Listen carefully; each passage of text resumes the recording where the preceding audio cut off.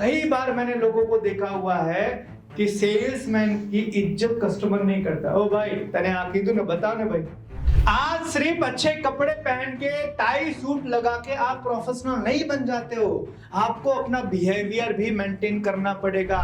हर ornament के पीछे एक कहानी होनी चाहिए। अगर किसी ने बोला कि ये महंगा है तो उसको कहानी सुनाओ। इस तरीके से आपको उसका डिजायर क्रिएट करना है। आपकी प्रोडक्ट उसके साथ में इमोशनली कनेक्ट होनी चाहिए।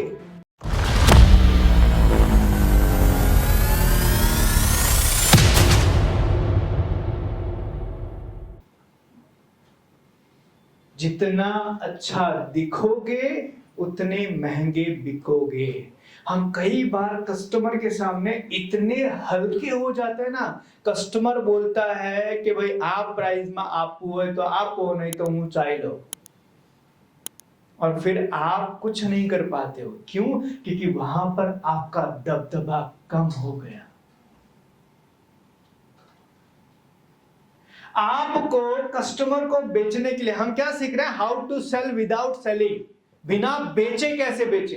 तो बिना बेचे बेचने के लिए आपको अपने आप को और बेहतर बनाना पड़ेगा। आपकी पर्सनालिटी ऐसी होनी चाहिए कि जब कस्टमर के सामने आप खड़े हो तो कस्टमर आपसे रिस्पेक्ट से बात करे।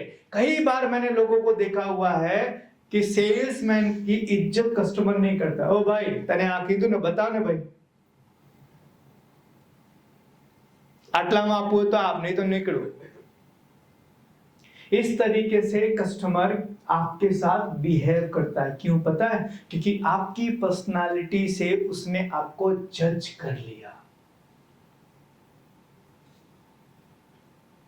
कि ये बहुत हल्का इंसान है, और हल्के इंसान से कोई भी इंसान बदतमीजी कर सकता है। आप किसी ब्रांडेड शोरूम में जाके सेल्समैन को आप ऐसे नहीं बुलाते, ओए इधर आ, आप ऐसे नहीं बुलाते हो। आप क्या बोलते हैं? एक्सक्यूज मी सर, यस और नो। और वहीं लोकल दुकान के अंदर, ओ भाई बताने भाई, फटाफट बताने। हम इस लैंग्वेज में बात करते हैं। क्यों? क्योंकि हम उसकी पर्सनालिटी से उसको जज करते हैं। तो उसी तरीके से हमारा कस्टमर भी हमें हमारी पर्सनालिटी से जज करता है। तो आपको अपनी पर्सनालिटी को और बेहतर बनाना पड़ेगा। तीसरा, बिल्ड ट्रस्ट। भरोसा जीते, भरोसा जीते। जब कस्टमर, कई बार मैंने आपकी इंडस्ट्री में देखा हुआ है, कस्टमर आया और कस्टमर ने बोला मुझे एक रिंग बताओ। तो बहुत जगह पर मैंने ये गलतियां देखी हुई है। एक जगह पर मैं गया था रिंग लेने के लिए, मैंने बोला रिंग बताओ, तो उसने नीचे से फटाफट बॉक्स निकाला और दिखाया, सर आज हुई है, आमाते कहीं गई मुंह, आमाते कहीं गई मुंह, आमाते कहीं गई। फिर मैंने बोला लेडीज का चाहिए। वो क्या बता रहा था? उसने पूछा ही नहीं सर किसके लिए चाहिए, वो तो बताने में व्यस्त हो गया। फिर ऐसे कस्टमर पे, ऐसे सेल्समैन पे क्या आपका ट्रस्ट होगा? नहीं होगा। तो जब कस्टमर आपके वहां आए, आप उसको आराम से बिठाओ, और उसके लिए कुछ चीजें बहुत जरूरी है समझना। जब आपका कस्टमर आए तब आपको कुछ पोजीशन अवॉइड करना है। आपको ये चीजें नहीं करनी है। हम कई बार ऐसे खड़े रहते हैं, हम कई बार हाथ फोल्ड करके खड़े रहते हैं, जेब में हाथ डाल के खड़े रहते हैं, हम कई बार ऐसे खड़े रहते हैं। ये सारे पोजीशन नेगेटिव पोजीशन है। कई बार कस्टमर आता है तो कस्टमर बोलता है कि मने रिंग मर से, तो हम बैठे बैठे जवाब देते हैं उसका। और ये सब चीजें देखकर आपका कस्टमर आप पर भरोसा नहीं करता है, क्योंकि ये बेसिक एटिकेट्स हैं कि जब कस्टमर आपके सामने आए तो कस्टमर के सामने आप इस पोजीशन में खड़े रहे। या तो ये पोजीशन होना चाहिए, अदरवाइज ये पोजीशन होना चाहिए जहां से आप पूरा उसके साथ बात कर सकते हैं।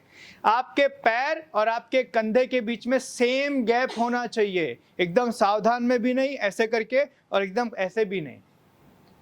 इस पोजीशन में रहिए, आपके कंधे और आपके पैर दोनों आपके सेम डिस्टेंस में होने चाहिए और आपके हाथ का पोजीशन ऐसा होना चाहिए।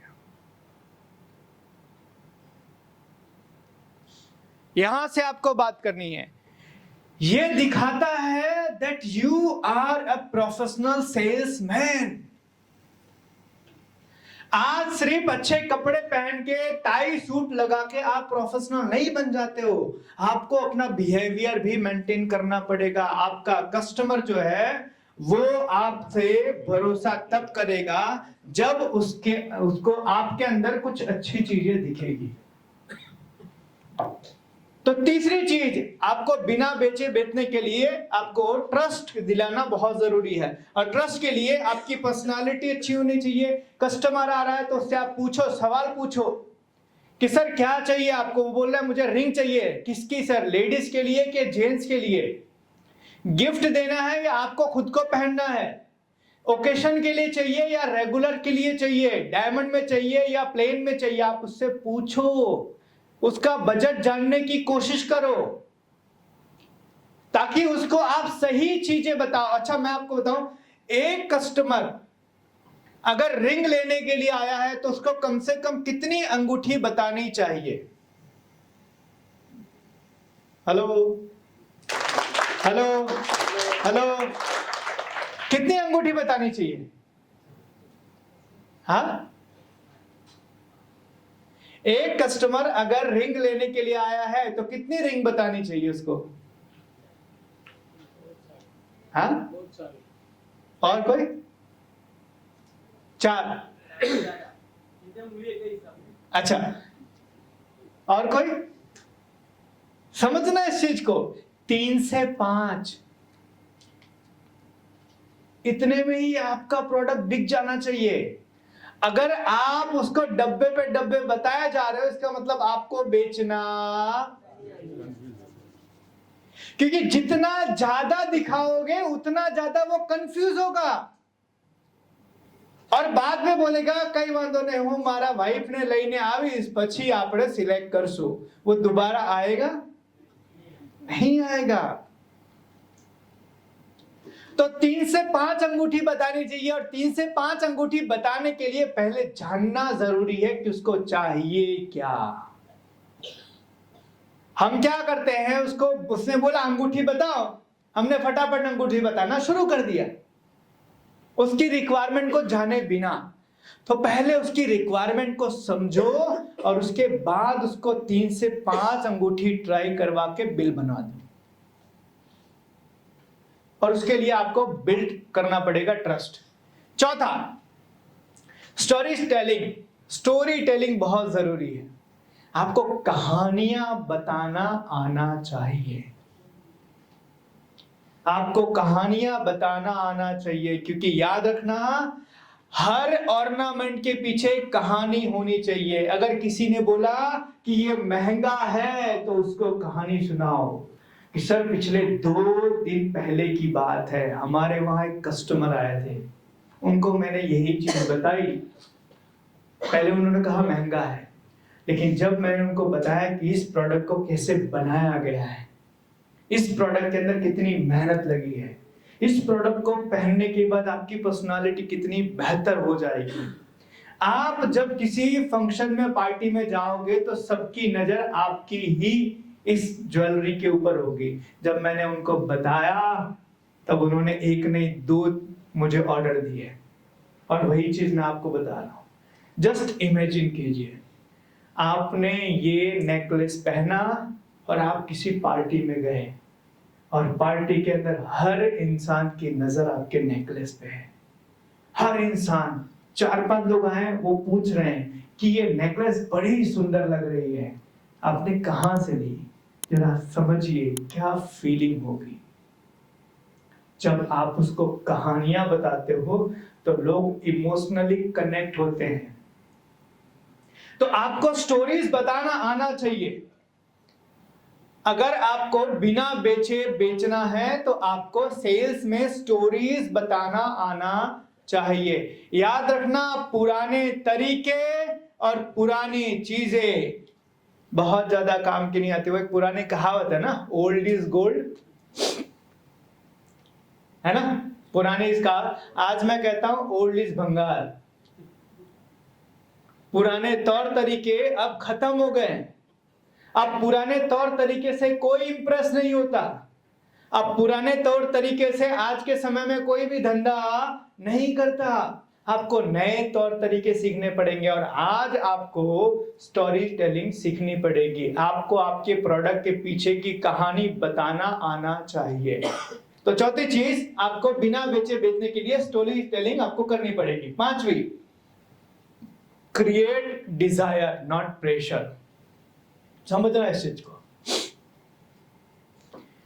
आप जब कस्टमर से बातें करते हो, अपनी प्रोडक्ट के बेनिफिट के बारे में बातें करो, फीचर्स के बारे में बातें करो, उससे इमोशनल बातें करो, तब सेल्स होगा। अब प्रेशर बनाने से नहीं, साहब आज नहीं ले सो तो काले नहीं मर से,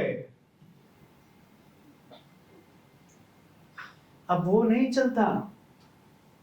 कई वांधो नहीं, काले नहीं तुम्हारे नहीं मरते, बीजन त्याथे ले लीस।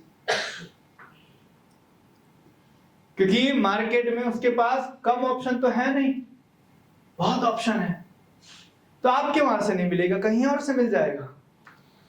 तो अब वो चीज नहीं चलती है। आपको डिजायर, आपकी प्रोडक्ट के पीछे का फीचर, बेनिफिट और इमोशन तीनों जोड़ना पड़ेगा। एज एग्जांपल, 22 कैरेट का गोल्ड है, 22 कैरेट आपका फीचर, बेनिफिट 22 कैरेट का गोल्ड जो है वो स्ट्रांग होता है, टूटने की जल्दी संभावना नहीं होती है, और ये आपकी एनिवर्सरी को रॉयल बनाएगा, आपकी एनिवर्सरी को और बेहतरीन बना देगा। इस तरीके से आपको उसका डिजायर क्रिएट करना है। आपकी प्रोडक्ट उसके साथ में इमोशनली कनेक्ट होनी चाहिए। बिना बेचे बेचने के लिए कस्टमर को आपकी प्रोडक्ट इमोशनली कनेक्ट होना चाहिए कि अगर ये प्रोडक्ट मैं नहीं लूंगी तो मेरी एनिवर्सरी बिगड़ जाएगी। उसको ऐसा महसूस होना चाहिए, उसको ऐसा डिजायर अंदर से आना चाहिए आपकी बातों से, तब वो आपकी प्रोडक्ट को लेगी, तब आपका कस्टमर आपकी प्रोडक्ट का बिलिंग करेगा। तो आपको डिजायर क्रिएट करना है, प्रेशर नहीं। छठवा, give option and empower customer. Option दो।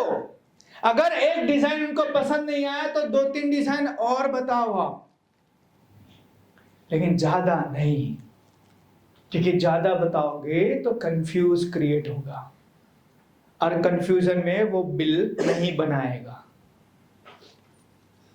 तो जब भी उनको कोई भी आपका डिजाइन पसंद आया है तो 2 और 3 डिजाइन और बताओ उनको। ग्राहक को डिसीजन लेने दो, ग्राहक को अपनी प्रोडक्ट के बारे में, बेनिफिट के बारे में, फीचर्स के बारे में आप बताओ। इमोशनली उनको कनेक्ट करो कि अगर ये प्रोडक्ट आप लेते हो तो आपको क्या फायदा है, फायदे गिनवाओ। और एक डायलॉग और मारो आप, अगर मेरे पास पैसा होता तो मैं ये लेता, उसके ऊपर उंगली रख दो। जब कस्टमर कंफ्यूज हो, उसको समझ में ना आए कि कौन सा मुझे लेना चाहिए, तो आप उसको ये बोलो कि अगर मेरे पास पैसा होता तो मैं ये प्रोडक्ट लेता, उसके ऊपर उंगली रख दो। 90% चांसेस हैं कि आपका वो प्रोडक्ट की बिलिंग हो जाएगी। तो आपको आपके कस्टमर को इमोशनली उस प्रोडक्ट से कनेक्ट करना है, आपको उस प्रोडक्ट से कनेक्ट करना है। अगर आपका कस्टमर आपकी इस प्रोडक्ट से इमोशनली कनेक्ट हुआ तो आपकी प्रोडक्ट का बिलिंग जरूर होगा। तो आपको छठवीं उसका ऑप्शन देना है। सातवां, value addition instead of price. Price में बार्गेनिंग कभी नहीं करना, वैल्यू एडिशन दो, वैल्यू बढ़ाओ। कई बार लोग बोलते हैं, आगे हम बात करेंगे जब ऑब्जेक्शन की, कि आपका कस्टमर बोलता है તમારું तो प्राइस बहुत महंगू है, तो उनको ये मत बोलो कि कोई बात नहीं, मैं आपको डिस्काउंट दे दूंगा। उनको आप ऐसे डायलॉग्स मारो, आपके जैसे लोग सस्ती चीजें कहां लेते हैं? आपके जैसे लोग सस्ती चीजें कहां लेते हैं? और ब्रांडेड चीजें थोड़ी महंगी तो होगी। तो उनको वैल्यू बताओ कि भाई आपको यहां से क्या वैल्यू मिलेगी, प्राइस नहीं। उनको बताओ कि जस्ट एग्जांपल लेते हैं, जूता होता है एक रिबॉक का और एक नॉर्मल, लेकिन क्या दोनों को पहनने के बाद क्या फीलिंग सेम आती है? नहीं। तो आप ब्रांड से ले रहे हैं, एक ऐसी ब्रांड से जो 61 साल पुराना है। एक ऐसी ब्रांड से आप ले रहे हैं जो इतने सालों से मार्केट में सीना तान के धंधा कर रहा है। आज तक कोई कंप्लेन, कोई कस्टमर दामोदर दास ज्वेलर्स के बारे में नहीं कर सकता। तो प्योरिटी की गारंटी है, हॉलमार्क है, बायबैक पॉलिसी है, लाइफ टाइम सर्विस है, एक्सक्लूसिव डिजाइन्स है। ये सारी चीजें उनको बताओ। डिस्काउंट देने की जगह कई बार ऐसा होता है कि हम डिस्काउंट देकर अपने कस्टमर को खुद खराब करते हैं।